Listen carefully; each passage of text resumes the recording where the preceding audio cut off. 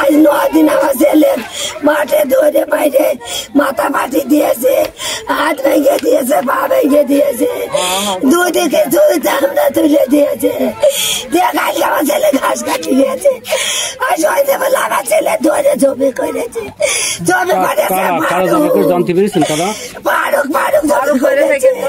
ওখানে কুড়ে ঘর আছে, ওরা ও জমি করেছে।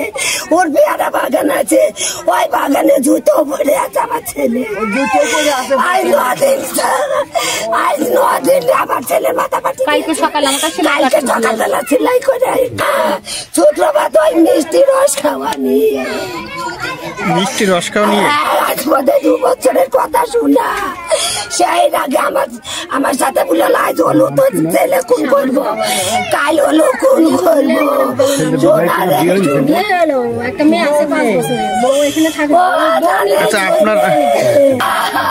অঞ্চলের কাছে ফোন করলাম,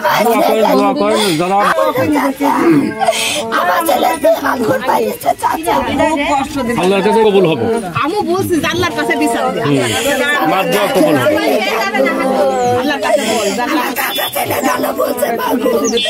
আমি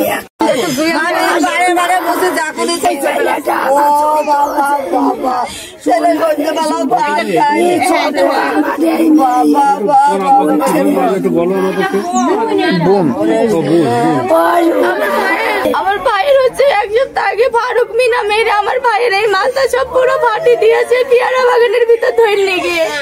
আমার ভাই বাড়ি এসে বলছে যে আপু ওরা আমার মেয়ের ফেলতে গিয়েছে, আমার বলছে যদি কেস করে মেরে ফেলবো। কালকে আমার ভাই ভালো হয়েছে, ঘাস কাটতে গেল, আমার ভাই আর ফিরে আসবে না।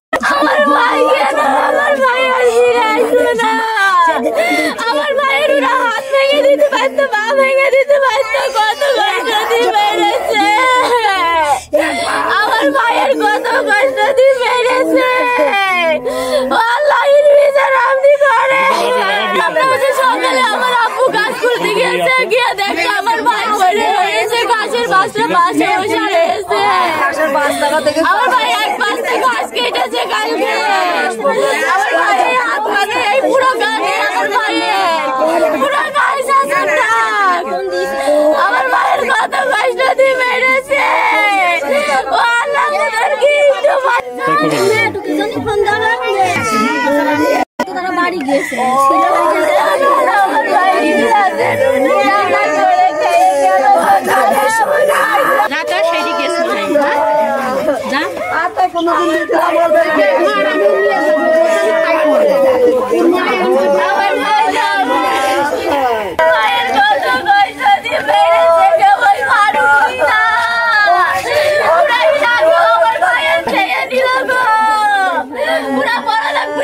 কিছু করতে পারলাম না। আমরা গরিব গুলাকে বিচার পাবো না। আল্লাহ কেমন করে সহ্য করছো তুমি, কেমন করে সহ্য করছো আল্লাহ, কেমন করে সহ্য করছো। আমার সোনার টুকরো ভাইটা গো আল্লাহ, আমার কি সোনার টুকরো ভাই চিনতে পারছি না গো। আমার ভাই ভালো বুঝে গিয়ে আমার ভাই আর বাড়ি ফিরল না গো মিনা, তারপর ফারুকিরা সবাই ধরে মেরেছে। 1 সপ্তাহ আগে নিয়ে পেয়ারা বাগানের ভিতরে নিয়ে মেরে মাথা ফাটি দিয়েছে।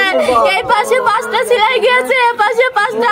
আমার ভাইয়ের এই হাত নড়াতে পারছে না, পুরো দেহ আমি নিয়ে গেলাম হসপিটালে, নিয়ে সেলাই করে দিলাম গো। আমার ভাইয়ের আমাদের বলে তোরা গরিব কিছু করতে পারবি না, আজ আমার ভাইটা খেয়ে নিল গো, আমরা কিছু করতে পারলাম না গো। আজকে আমরা একটি সংবাদ পাই ভোরের দিকে যে বেলগাছি এলাকায় একটি ক্ষেতের ভিতরে একজন সোহেল নামে একজনের জবাই করে একটা লাশ পড়ে আছে। আমরা অনুসন্ধানে জানতে পারি যে এটা পূর্ব শত্রুতার কোনো জের ধরে গতকাল বিকাল 3টা থেকে সে পারিবারিকভাবে নিখোঁজ ছিল। আজকে সকালে তার পরিবারের লোকজন সন্ধান করতে যেয়ে তার বাবা যখন ধান কাটতে আসে, কাজ করতে আসে, গাছ কাটতে আসে, তখন শনাক্ত করে তার ছেলেকে জবাই করা অবস্থায়। আমরা এই নৃশংস ঘটনার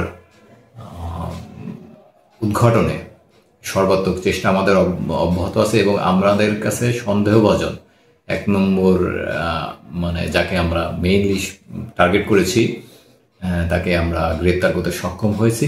এরপরে আমরা তার কাছে জিজ্ঞাসাবাদ বা অনুসন্ধানের বিস্তারিত ঘটনা যেটাই ঘটুক তদন্ত করে আমরা সর্বোচ্চ শাস্তির ব্যবস্থা করব।